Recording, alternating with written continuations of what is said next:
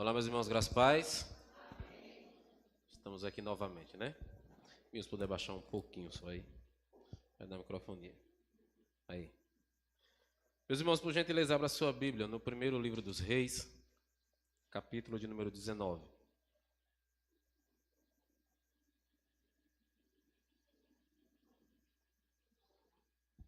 Capítulo 19.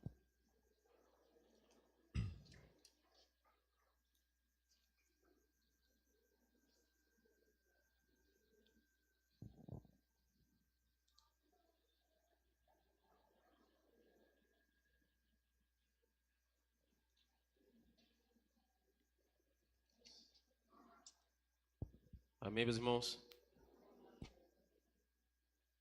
Vamos ler todo esse capítulo até o verso de número 18.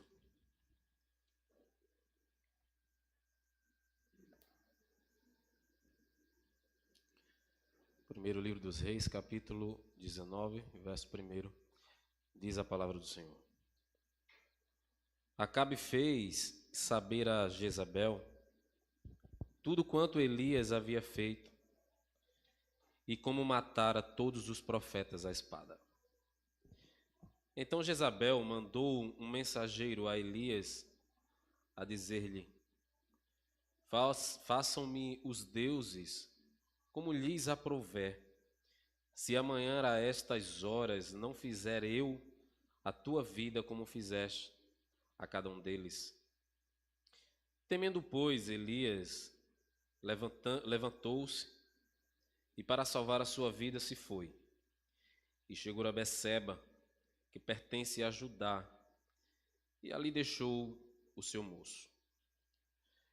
Ele mesmo, porém, se foi ao deserto, caminho de um dia, e veio e se assentou debaixo de um zimbro, e pediu para si a morte, e disse: Basta, toma agora, ó Senhor, a minha alma, pois não sou melhor do que meus pais. Deitou-se e dormiu debaixo do zimbro. Eis que um anjo o tocou e lhe disse: Levanta-te e come. Olhou ele e viu, junto à cabeceira, um pão cozido sobre as pedras, em brasa, uma botija de água. Comeu, bebeu e tornou a dormir. Voltou segunda vez o anjo do Senhor, tocou e lhe disse: Levanta-te e come, porque o caminho te será sobremodo longo. Levantou-se, pois, comeu e bebeu. E com a força daquela comida, caminhou 40 dias e 40 noites até Horebe, o monte de Deus.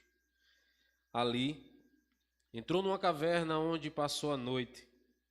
E eis que lhe veio a palavra do Senhor e lhe disse: Que fazes aqui, Elias? Ele respondeu: Tenho sido zeloso pelo Senhor, Deus dos exércitos, porque os filhos de Israel deixaram a tua aliança, derribaram os teus altares e mataram os teus profetas à espada. E eu fiquei só, e procuram tirar minha vida.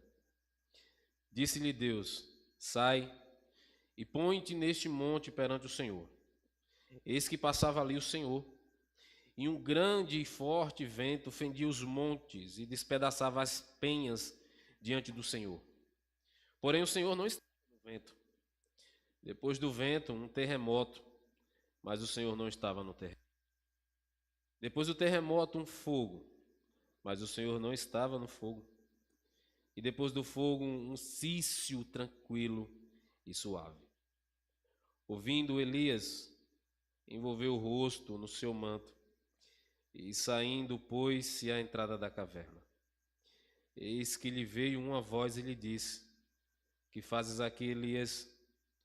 Ele respondeu: Tenho sido em extremo zeloso pelo Senhor, Deus dos exércitos, porque os filhos de Israel deixaram a tua aliança, derribaram os teus altares e mataram os teus profetas à espada.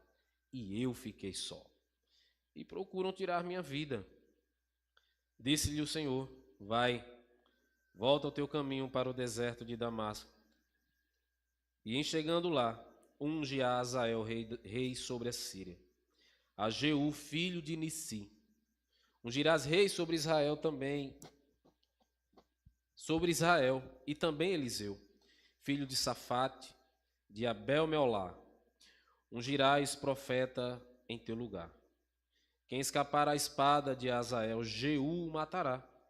E quem escapar à espada de Jeú, Eliseu o matará. Também conservei em Israel 7.000, todos os joelhos que não se dobraram a Baal, e toda a boca que o não beijou. Amém, meus irmãos? Vamos ter mais uma palavra de oração. Pedir que o Senhor nos ajude na exposição e na compreensão desse texto. Oremos então. Senhor, nós queremos te agradecer porque o Senhor nos permite que mais uma vez estejamos aqui. Ó Deus, eu te peço que o Senhor fale aos nossos corações. Nos ajude na compreensão desse texto.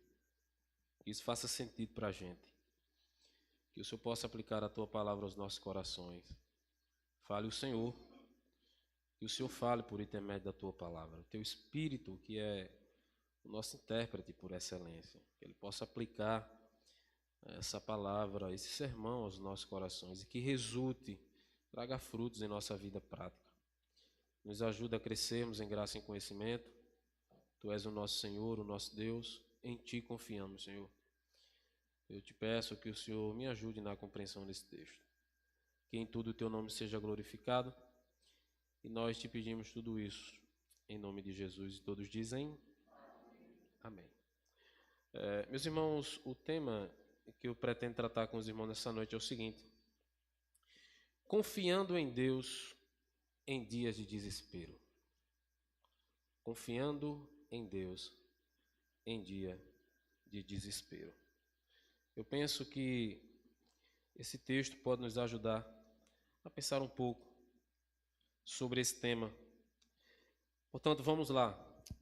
Meus irmãos, eram dias bem difíceis em que a nação de Israel estava enfrentando. O capítulo 16, a partir do verso 25, você vai ver que o pai do rei Acabe, Omri, ele fez o que é mal perante o Senhor. Ele desobedeceu ao Senhor. Ele provocou a ira do Senhor. E que, portanto, alguns deuses, então, foram estabelecidos para serem adorados na nação de Israel. A situação religiosa e espiritual da nação de Israel, do povo naquela época, era muito difícil, tendo em vista que Deus tinha sido abandonado. Deixa eu só ajeitar aqui que meu tablet está fugindo aqui. A situação espiritual da nação de Israel era muito difícil, né?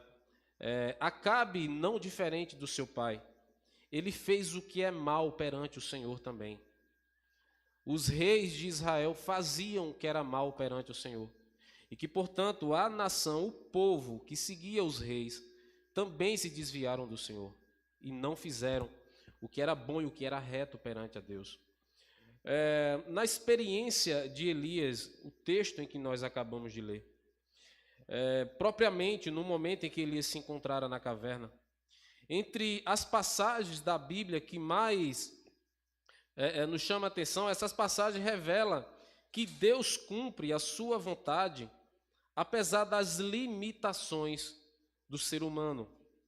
Elias na caverna, meus irmãos, veja, é um lembrete de que até os mais fortes, eles podem serem fracos. Elias foi um dos profetas mais emblemáticos de Israel. Inclusive, no Novo Testamento, ele aparece no episódio da transfiguração de Jesus junto de Moisés, representando a escola profética da comunidade da aliança. Veja, além disso, sem dúvida, o profeta Elias foi um dos homens da história da humanidade que presenciaram de forma mais visível e extraordinária as claras manifestações do poder de Deus. A gente vai ver isso mais na frente. Ele viu morto ressuscitar pelo poder divino através do seu ministério.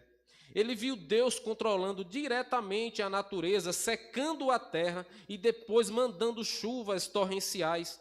Ele viu fogo descer do céu da parte do Senhor, mas depois de tudo isso, ele ainda tentou fazer da caverna o seu lar. Veja quanta incoerência. Mas, meus irmãos, Elias na caverna, mais uma vez, é uma prova de que milagres não mantêm ninguém de pé. O que mantém o servo de Deus ativo em seu serviço é a comunhão com o Senhor na obediência da sua palavra. Veja, ele tinha acabado de presenciar feitos extraordinários. Deus tinha se utilizado da vida de Elias. Sobre a palavra de Elias, sobre sua oração, Deus se utiliza dele e não chove. Deus traz juízo sobre os profetas de Jezabel, sobre os falsos profetas que existiam no reinado de Acabe. Sobre o ministério de Elias, Deus ressuscita o filho da viúva de Sarepta. Veja, ele viu todos esses sinais miraculosos do Senhor. Ele esteve no seu apogeu ministerial, se possamos assim dizer. Todavia, ele se encontrou numa caverna e fez daquela caverna o seu lar. Quem diria? Que tanto alto e baixo. Mas, meus irmãos, uma das perguntas que eu faço para o texto é o seguinte: por que Elias se escondeu na caverna? Veja, a história de Elias na caverna, ela está registrada exatamente no capítulo 19 do primeiro livro dos Reis que nós acabamos de ler. Mas para entendermos o motivo pelo qual o profeta fugiu para a caverna, precisamos retornar ao capítulo anterior, capítulo 18. Engana-se quem pensa que 1 Reis, capítulo 18, é um capítulo melancólico que culmina na imagem do fracasso de Elias na caverna, mas no capítulo seguinte nós encontramos algo totalmente diferente. Veja, no capítulo 18, no episódio da caverna, Elias aparece no seu auge, no seu apogeu ministerial. Nem de longe ele lembra o homem frágil, amedrontado, com crise de identidade e um discurso vitimista escondido na caverna. Tendo em vista que o Senhor 2 vezes se dirige para Elias: o que é que você está fazendo aí, Elias? Em 1 Reis, capítulo 18, Elias aparece como um homem corajoso para confrontar o rei Acabe, para convocar todo Israel e os profetas de Baal no Monte Carmelo, para desafiar os profetas pagãos e depois matá-lo diante da manifestação do poder do Senhor, e para orar por chuva em Israel depois de anos de terrível seca. Por fim, meus irmãos, sob a capacitação do Senhor, ele ainda correu por quase 40 quilômetros do Monte Carmelo até Jezreel. Mas então, meus irmãos, como é que um homem assim foi do auge ao fundo do poço? Do Monte da Vitória para a caverna do desalento? Por que Elias então fugiu para a caverna? E aqui você começa a perceber que faz sentido o tema que eu me proponho a tratar, confiando em Deus em dias de desespero. Veja, eu penso que Elias, ou talvez ele estivesse esperando que as demonstrações do poder de Deus no Monte Carmelo produzissem quebrantamento em Jezabel e Acabe. Talvez passasse algum sentimento do tipo no coração de Elias: depois de tudo isso que Deus fez por intermédio de mim, com certeza ele quebrantou o coração de Acabe e Jezabel. Mas não foi bem isso que aconteceu. Veja, em vez de arrependimento, a perversa esposa de Acabe declarou guerra ao Senhor e começou por ameaçar o seu porta-voz em Israel, o profeta Elias. Então, diante desse cenário, pode ser que Elias tenha julgado ter falhado em sua missão como profeta. De fato, ele sentiu-se um fracassado. E quando recebeu a carta de ameaça de Jezabel, o que é que ele fez? Ele fugiu, temendo morrer. Veja, está o profeta agora fugindo de Jezabel. Houve um decreto para que matasse Elias. Portanto, Elias deu no pé. Veja, alguém que orou para que cessasse a chuva e não choveu. Alguém que orou para que descesse fogo do céu Alguém que orou para que o filho da viúva tornasse a vida novamente, agora está fugindo, frustrado, por não ver os frutos do seu ministério. Elias está na caverna. Mas veja, alguém pode se perguntar e dizer o seguinte: por que de Jezabel ter mandado uma ameaça a Elias, ao invés de ter matado prontamente? Muito provavelmente, meus irmãos, ela fez isso por pura estratégia. Elias tinha acabado de provar diante de todo Israel que era um profeta de Deus. E se Jezabel o matasse, possivelmente ela enfrentaria um descontento do povo, um descontentamento do povo. Então parece que o objetivo principal de Jezabel era fazer Elias fugir. Ela preferia um Elias na caverna em vez de um Elias morto. Politicamente não era viável para Jezabel e nem para o reinado de Acabe, que, diga-se de passagem, era um rei frouxo. E quem mandava era a dona Jezabel lá, em todo o seu reinado. Ela fez isso de maneira estratégica, fazendo com que Elias fosse embora. Se de repente ela matasse o profeta, ela teria sérios problemas contra a nação, que poderia se revoltar contra o seu reinado. Então, meus irmãos, de maneira extremamente pensada, ela baixou esse edito e o recado chegou para Elias, e Elias fugiu. Mas aqui então, meus irmãos, para que a gente ainda entenda toda essa passagem, nós encontramos então Elias a caminho da caverna. O que é que aconteceu? Aconteceu que a estratégia de Jezabel funcionou. E Elias fugiu de Jezreel em direção a Berseba. E nesse ponto, a Bíblia não nos mostra Elias consultando ao Senhor, muito menos se recordando das experiências grandiosas que ele havia tido ao longo do seu ministério. O Senhor não havia desamparado Elias em nenhum momento, e também não seria naquela ocasião que ele iria desampará-lo. Mas Elias desviou os olhos da fé e os colocou sobre as circunstâncias. Meus irmãos, o Deus que operara outrora por intermédio da vida de Elias, mostrando sua soberania sobre a criação, trazendo fogo do céu, ressuscitando o morto, cessando chuva sobre a terra, será que ele não teria poder de cuidar de Elias sobre essa perseguição de Jezabel? Elias colocou os seus olhos nas circunstâncias. É claro que a gente vai pensar isso de maneira mais prática, mais para frente. Mas quantas vezes nós não somos assim, meus irmãos? E isso corrobora exatamente com o que eu tratei logo no início. As nossas experiências, os milagres que vivenciamos, nem sempre é o crivo pelo qual nos manterá firmes na fé. Nós devemos confiar no Senhor, independente das circunstâncias, quer sejam boas, quer sejam adversas. Elias olha para as circunstâncias e esquece o que Deus tinha acabado de fazer por intermédio dele. Mas seguimos então. O seu comportamento foi tão irracional que ele, um homem caracterizado pela coragem, fugiu de um inimigo derrotado. De Berseba, Elias partiu para o deserto. Ele se assentou debaixo de um arbusto típico, um zimbro, de terrenos desérticos. Essa árvore era típica de terrenos desérticos. E ele orou a Deus.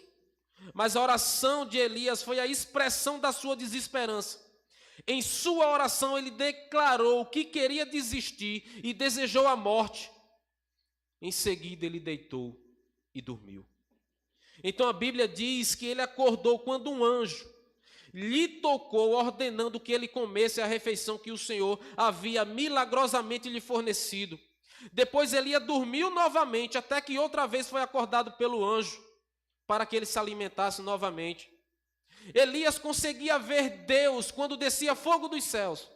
Ele conseguia enxergar Deus quando Deus ressuscitou os mortos, mas ele não teve a sensibilidade de enxergar Deus enviando um anjo para que ele comesse, lhe trazendo socorro, lhe trazendo pão, lhe trazendo água, que era o que ele necessitava. Deus estava lhe encorajando, mas os seus olhos estavam nas circunstâncias. E quantas vezes nós não somos desse jeito, meus irmãos? Nós acabamos esquecendo o que Deus fizera e o que Deus faz cotidianamente em nossas vidas. Aí de vez em quando vem aqueles agitozinhos da vida, né? E a gente fica meio aperreado, Castelo. Lembre-se do que Deus fez, do que Deus faz e do que Deus pode fazer. Amém, meus irmãos? Descanse o coração no Senhor. Ele cuida da gente. Deus manda um anjo para cuidar de Elias. Elias está insensível. Elias não consegue perceber que é Deus que está cuidando dele. Mas vamos seguir.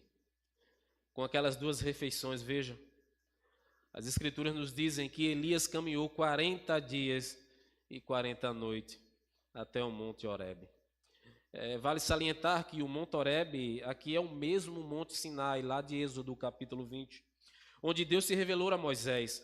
Nesse percurso, Elias caminhou quase 400 quilômetros, numa viagem que levou 40 dias e 40 noites.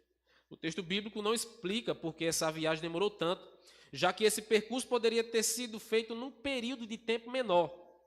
Alguns comentaristas enxergam alguns paralelos com os 40 dias, com os 40 anos que Israel peregrinou no deserto, ou os 40 dias que Moisés subiu ao monte, no momento em que Deus se revelou para ele. Ou talvez com os 40 dias que Jesus passou no deserto enquanto foi tentado. Alguns comentaristas traçam esse paralelo, fazendo essa abordagem. Mas então nós temos Elias na caverna. E o que acontece, meus irmãos? Foi exatamente nesse momento, quando ele chegou ao Monte Horebe, que Elias entrou numa caverna, onde ele passou a noite. A situação do profeta era tão complicada que muitos estudiosos acreditam que ele teve uma espécie de depressão naquela ocasião. Ele estava depressivo. Ele estava na caverna. Veja, ele estava exausto, abatido. Seja como for, ele estava disposto a desistir do seu ministério, até da sua vida. Aquele que outrora Deus se utilizava de maneira extraordinária, estar escondido, inerte, em uma caverna. Não encontra saída e a depressão bateu. Foi na caverna que Deus falou com Elias. E veja, meus irmãos, ao invés de Deus repreendê-lo, o Senhor apenas lhe perguntou. Isso está no capítulo 19, verso 9. O Senhor faz a seguinte pergunta: o que fazes aqui, Elias? Meus irmãos, será que o Senhor não sabia o que é que Elias estava fazendo ali? Essa mesma pergunta o Senhor fez a Adão lá no Éden. Onde é que você estava, Adão? Parece até que o Senhor não sabia onde é que Adão estava. O que fazes aqui, Elias? O que é que você está fazendo na caverna? Veja, isso mostra de forma pessoal, paciente e atenciosa com que Deus trata os seus filhos que passam por momentos de desespero. Nos momentos mais difíceis, na ocasião de depressão, possamos assim considerar esse fato em que Elias está passando. Deus nunca nos deixou de lado. O Senhor sempre nos socorreu. E assim como Elias que estava lá, desistindo da vida, desejando até a morte, o Senhor chega e diz: o que é que tu está fazendo aí, camarada? O Senhor sempre vem ao nosso encontro. É o Senhor que nos socorre nas mais difíceis situações. Foi assim com Elias, é assim conosco, irmãos. O Senhor nunca nos deixa. Amém, meus irmãos? Nunca nos deixará. No entanto, Elias não respondeu de forma direta à pergunta do Senhor. Na verdade, ele tentou justificar a sua resposta, mostrando uma mistura de orgulho com pena de si mesmo. Ele disse para Deus: Senhor, eu sou zeloso quanto ao Senhor. O Senhor se utilizou de mim para matar todos aqueles profetas. Só sobrou a mim. Não tem mais ninguém, só sobrou a mim. Olha só. É como se ele dissesse: o Senhor vai permitir isso mesmo na minha vida? Eu fiz o que fiz e o Senhor vai deixar eu aqui? Olha que autojustificativa. O Senhor, de maneira pessoal, paciente está disciplinando, cuidando de Elias, e ele se justifica: só sobrou a mim, Senhor, não sobrou mais ninguém. Essa mistura de orgulho com pena de si mesmo. Ele alegou ter sido um servo fiel e zeloso pelo Senhor, enquanto os israelitas quebraram a aliança. No fim, ele acabou julgando estar sozinho e sendo perseguido.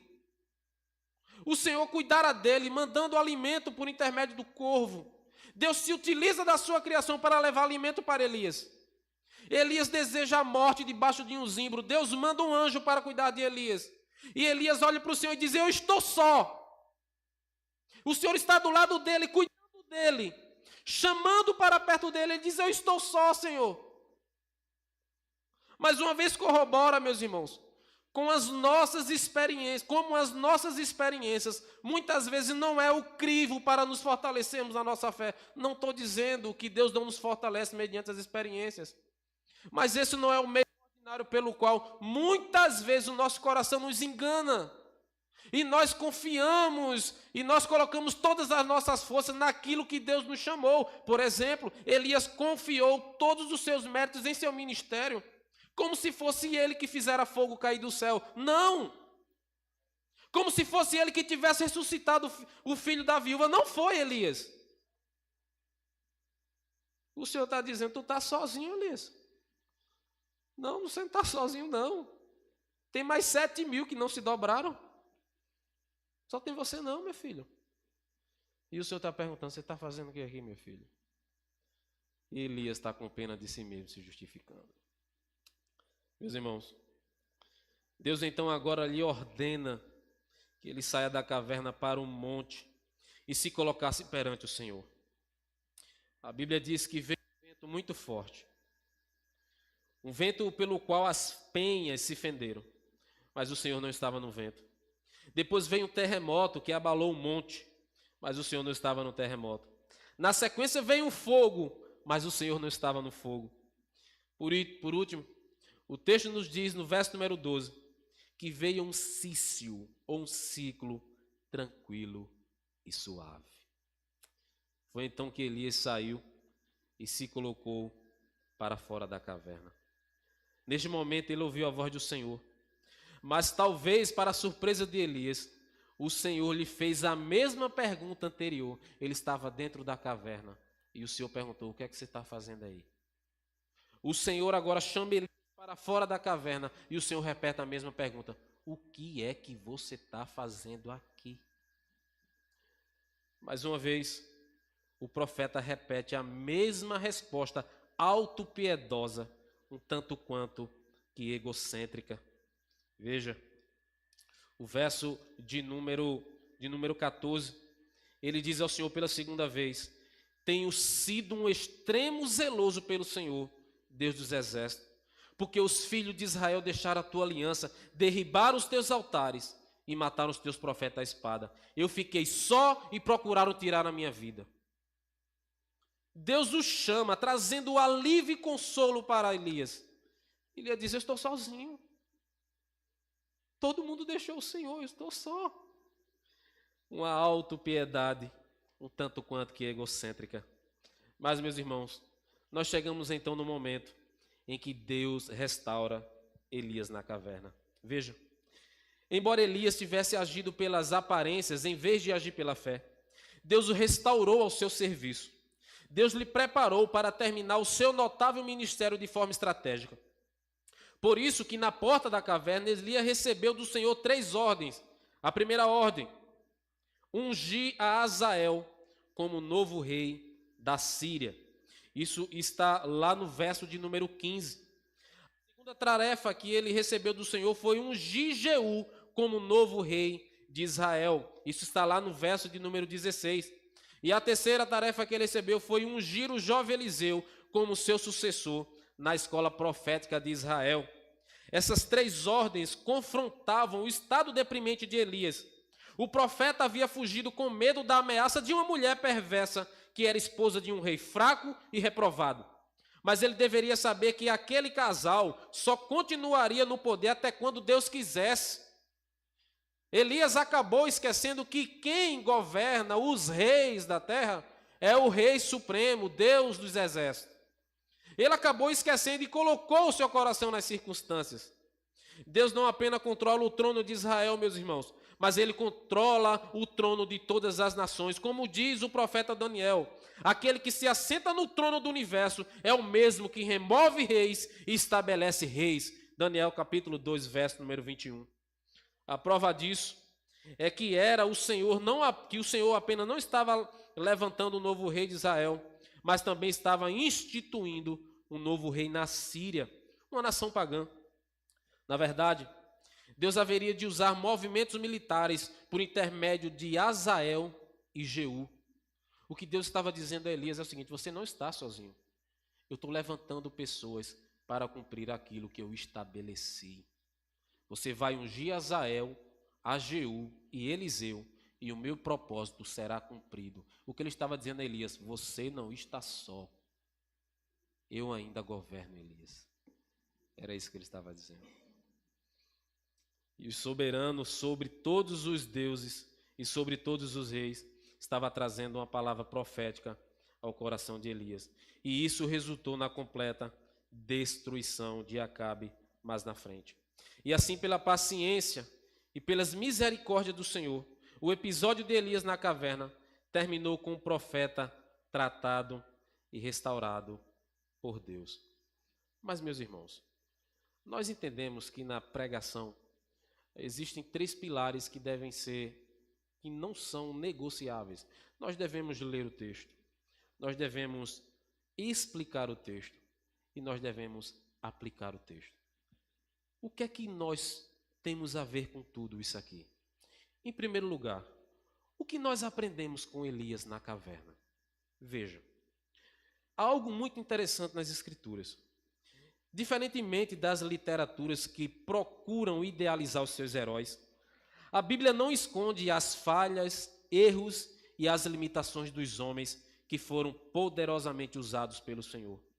Até mesmo a galeria dos heróis da fé em Hebreus destaca a fragilidade dessas pessoas que ficaram conhecidas por sua fé exemplar. A vida do profeta Elias é um sinal que nos mostra que nós não somos invencíveis nem infalíveis.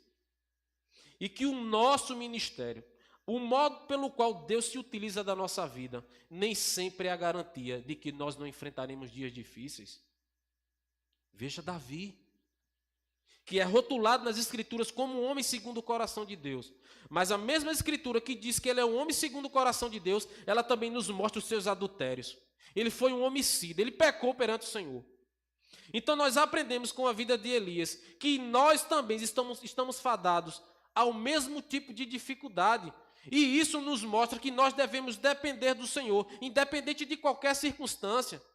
O Senhor permite que essas coisas aconteçam muitas vezes para que a gente nos coloque em nosso lugarzinho. Para que o nosso coração, que muitas vezes é altivo e soberbo, pense que todas as coisas é oriunda de nossa força, e não é. O que ele estava dizendo para Elias é o seguinte: isso não emana de você, Elias. Não é poder seu. Não é um ministério somente seu.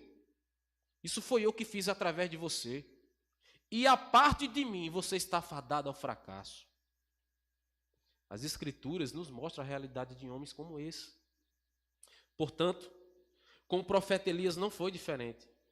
Tiago escreve no capítulo 5, verso 17 o seguinte: Elias era um homem semelhante a nós. É possível que ao escrever essas palavras, Tiago estivesse pensando justamente na história de Elias na caverna. Então, meus irmãos, há lições a aprender tanto com as vitórias dos homens e mulheres de Deus na Bíblia, como as suas derrotas também. Portanto, no episódio de Elias na caverna, podemos aprender algumas lições importantes. A primeira: Elias na caverna nos ensina o quanto é doloroso sair da vontade do Senhor. Quão doloroso é sair da vontade do Senhor. Veja, a história de Elias na caverna nos ensina que fora da vontade do Senhor, os corajosos cedem aos medos, os vitoriosos são derrotados e os fortes fracassam. Elias era um homem que tinha desafiado centenas de profetas de Baal, que tinha presenciado o que Deus fez lá no Carmelo. Ele tinha provado que Deus é aquele que governa sobre o universo e controla as forças da natureza. Mas mesmo assim ele foi parar numa caverna assustado, vacilante e desanimado. Isso aconteceu, meus irmãos, porque ele não se atentou à vontade do Senhor. Veja, de forma muito inteligente, os servos de Deus saem da vontade. Aliás, os servos de Deus, quando saem da vontade de Deus, eles ficam sujeitos a cometer todo tipo de insensatez e falhar naqueles que são seus pontos mais fortes. Não se sustente nas suas habilidades. A vida de Elias está aqui para nos mostrar que as suas habilidades, as suas forças, não são o motivo pelo qual lhe mantém de pé. Porque no dia mau, no dia da dificuldade, são instrumentos pelos quais não vão lhe levar a lugar nenhum. Somente Deus. A parte de Deus, todas as nossas habilidades, força, tudo que a gente tem, cai por terra. Nós devemos descansar o nosso coração no Senhor, e a vida de Elias nos mostra isso. Ele confiou naquilo que Deus fizera por intermédio dele, e isso de maneira soberba devia ter engendrado o seu coração. E quantas vezes nós não somos assim? Nós devemos descansar no Senhor, pois Ele é que opera todas as coisas por intermédio de nós. É Ele que nos livra dos dias maus. É Ele que muitas vezes nos tira de dentro de nossas cavernas existenciais. Quantas e quantas vezes o Senhor não usa de seus anjos e seus corvos para nos socorrer. E nós estamos insensíveis. E é o Senhor que está falando conosco. Ah, meus irmãos, nós devemos descansar no Senhor. É Ele que faz todas as coisas. Veja, foi assim com Abraão quando fugiu para o Egito. Faltou fé ao homem, que é uma referência de fé na Bíblia. E por isso ele escondeu que Sara era sua esposa. Isso está em Gênesis capítulo 12. A Bíblia diz que Moisés era o mais manso dos homens, mas ele perdeu o privilégio de entrar na terra prometida, porque lhe faltou a calma. O Senhor puniu a Moisés, porque ele feriu a rocha, e a rocha tipificava Cristo. Até os homens que são citados na galeria da fé, lá em Hebreus, eles também são exemplos para nos mostrar que a parte de Deus nós estamos fadados ao fracasso. Muito embora você seja profeta, muito embora você fale desse fogo do céu, se não for Deus por intermédio de você, você perecerá. Portanto, o nosso coração deve estar em Deus. Nós devemos confiar em Deus, pois é Deus que nos sustenta, meus irmãos. Não devemos confiar na nossa força e nem na nossa habilidade. Certamente nós iremos fracassar. Confie no Senhor. Em segundo lugar, Elias na caverna nos ensina que Deus tem sua forma particular de agir. Veja, uma coisa é fato. Nem sempre Deus fala o que queremos ouvir, não é verdade? Ou age da forma que mais nos agrada. Nem sempre Deus faz o que a gente quer. Aliás, graças a Deus que Deus não faz tudo que a gente quer. Não é verdade? Veja, a experiência de Elias na caverna é uma prova disso. O profeta estava desanimado e desesperado. Então, quando finalmente Deus falou com ele, talvez Elias esperasse alguma resposta da parte do Senhor. Em vez disso, primeiro que ele ouviu por 2 vezes foi uma pergunta ao invés de uma resposta. Isso me lembra de Jó. Vocês sabem o que aconteceu com Jó? Todo mundo conhece a história de Jó. Passando por todas aquelas dificuldades.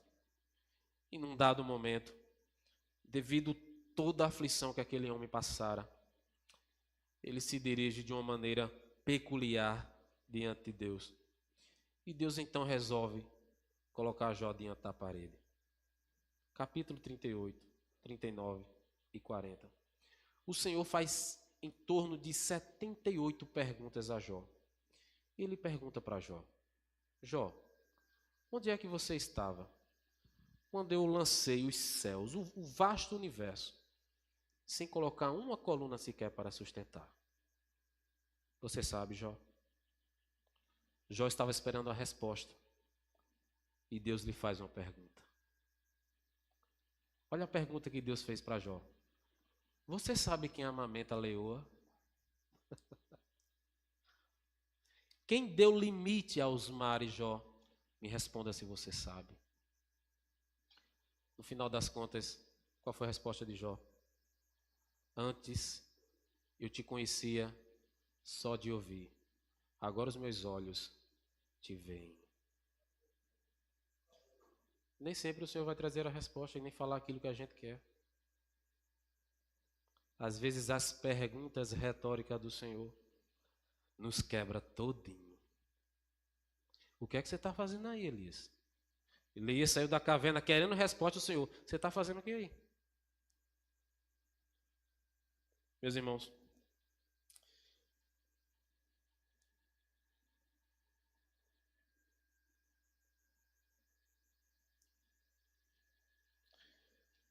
apesar das falhas de Elias, Deus tratou ele e o restabeleceu ao seu lugar, onde Elias via motivo para desistir. Deus via motivos para ele voltar ao trabalho.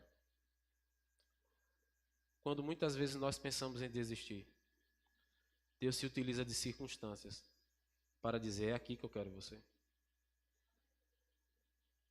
Não adianta você fugir e nem se esconder em caverna. Deus está perguntando: você está fazendo o que aí? Deus irá cumprir aquilo que ele começou. A boa obra que ele começou, ele irá terminar. Deus via motivos para ele voltar ao trabalho, onde Elias só via solidão pensando estar sozinho. Deus via outros 7.000 que foram preservados. Elias só via ele. Meus irmãos, veja quanto egocentrismo. Senhor, só sobrou a mim. O Senhor disse: meu filho, tem mais 7.000 que não se dobraram, só tem você não.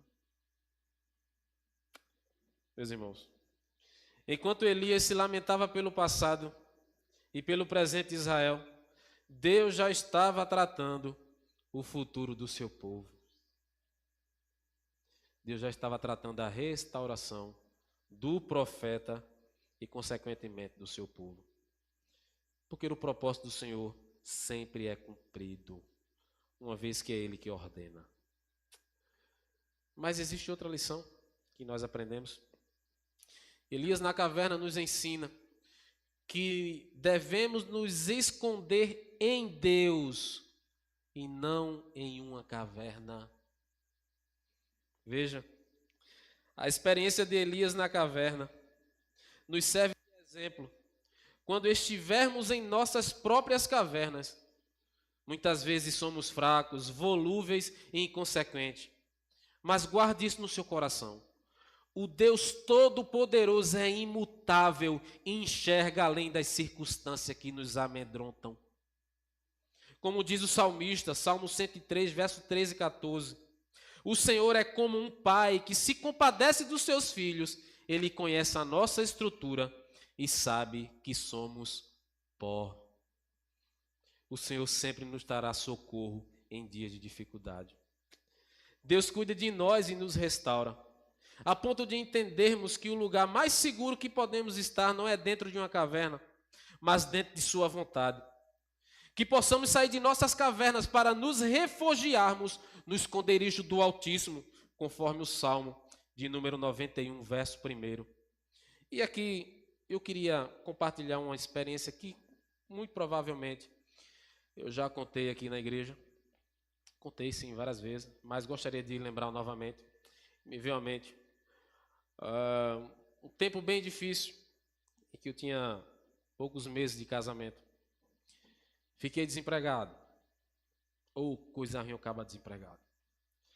Na época, meu pai e minha mãe tinham um restaurante. Eu ia lá sempre ajudar. E aconteceu que todas as vezes, quando a gente terminava de servir o almoço lá, eu trazia uma ou duas marmitas para casa, para comer em casa, né? Mas só que a despensa foi secando, né? As coisas foram acabando, nós não tínhamos filhos ainda, e acabou tudo. Não tinha nada. Se passasse um macaco na minha mesa lá, irmão Castelo, não levava nada, não tinha nada. E vocês sabem que nós somos orgulhosos muitas vezes. E eu não pedi socorro, e nem confiei em Deus. Nessas idas e vindas, todas as vezes que eu saía da casa da minha mãe e do meu pai com a marmita na bolsa, aquilo me doía. E certa feita eu perguntei, Senhor, até quando? Até quando isso vai durar? Porque eu tenho aluguel, eu tenho luz, tenho tudo, não tenho nada, está faltando tudo. Teve um dia, e quando acabou o restaurante lá, o movimento não estava bom também, estava uma luta. Quando acabou, eu peguei minha marmita, subi numa bis que eu tinha, peguei a marmita e vim embora chorando no meio do caminho. Estava levando o almoço de Viviane. E a minha oração foi o seguinte, Senhor, o que é que eu vou comer à noite? Eu não tinha mais cara de ir para casa de manhã, mas não. Aí quando foi umas 4 horas da tarde, quem me liga? Rapaz, Binho.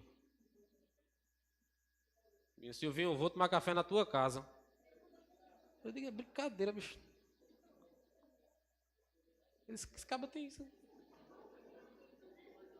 Beleza, Binho, beleza. A gente come que tem, vem embora. Eu disse, vendo Binho, disse que vinha comer aqui, bicho, e agora? Tá danado. Eu sei que... Você vai botar um cuscuz no fogo aí, como um cuscuz. Sei lá. Meus irmãos, eu sei que deu a hora de Binho chegar. Para 6 horas, 7 horas da noite, eu não sei. Eu não falei nada para ele, ele não sabia. Até bacalhau o Binho trouxe.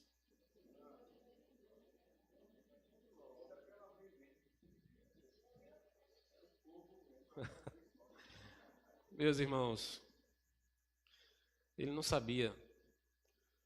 No meu interior, eu dei uns 700 mil glórias a Jesus.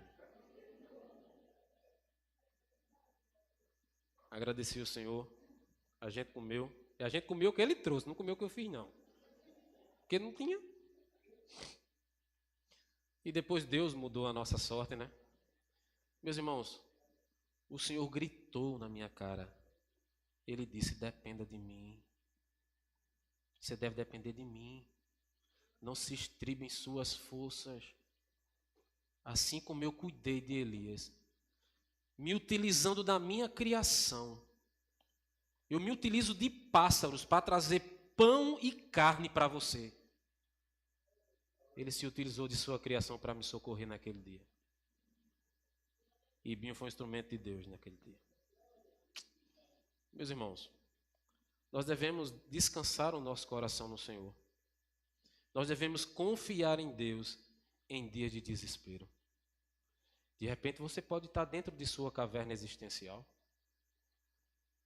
De repente você deve estar passando por alguma dificuldade de qualquer natureza, seja lá qual for. Descanse o seu coração em Deus. É Deus que controla todas as coisas.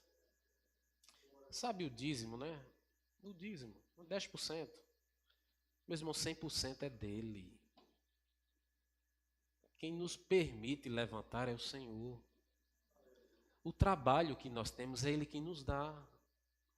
As condições que nós temos é oriunda dele. É justamente isso que ele vai tratar acerca da solicitude da vida, lá em Mateus capítulo 6. Olhem para a criação. Olhem para os pássaros. Ele nem tem casa, nem fiam, nem cegam. E eu sustento ele todos os dias. Quem dirá vocês, homens de pequena fé? O Senhor nos sustenta, meus irmãos. E nós devemos descansar e acreditar piamente nisso. Ainda que não seja com bacalhau. Um cuscuzinho vai também, né, pastor? Às vezes, né? Pode chamar que a gente vai. Mas nós devemos descansar no Senhor. Amém, meus irmãos? O Senhor diz lá em Mateus capítulo 6, que são os gentios e os incrédulos que se preocupam ou antecipam as preocupações que ainda nem aconteceu. É tipo de quem passa cartão de crédito. O cara pensa que é o governo que vai pagar, Paulo. O cara passa quando... Daqui a pouco, meu Deus do céu, como é que eu vou pagar? Não chegou nem a fatura, o cara já está sofrendo. Nós não devemos antecipar os problemas do amanhã. Por quê, meus irmãos? Porque o Senhor controla todas as coisas. O Senhor perguntou a Elias, o que é que tu estás fazendo na caverna, Elias? Vem-te embora, que meu propósito ainda não se cumpriu. Amém? E que Deus te abençoe, em nome de Jesus. Pastor.